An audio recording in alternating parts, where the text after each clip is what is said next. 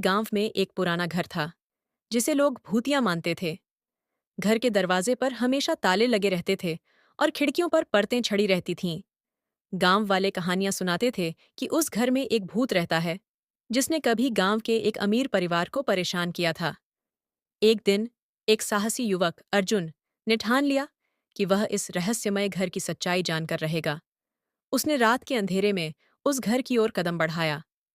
घर के दरवाजे को धक्का देकर वह अंदर गया और एक पुराना मोमबत्ती जलाकर आसपास देखने लगा। जैसे जैसे वह घर के अंदर गया, उसे एक किताब मिली जिसमें पुरानी कहानियां और अनसुलझे रहस्य लिखे थे।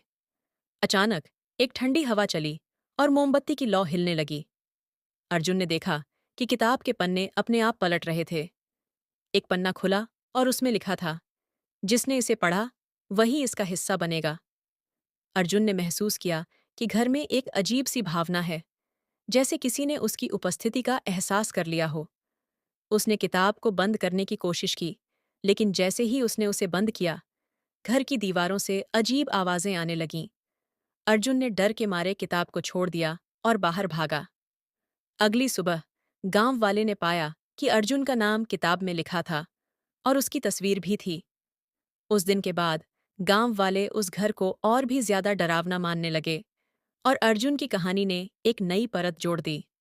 अब भी लोग कहते हैं कि रात को उस घर से अजीब आवाजें आती हैं और अर्जुन की छाया कभी-कभी खिड़की से झांकती है, जैसे वह हमें बताना चाहता हो कि भूतिया घर की कहानी कभी खत्म नहीं होती।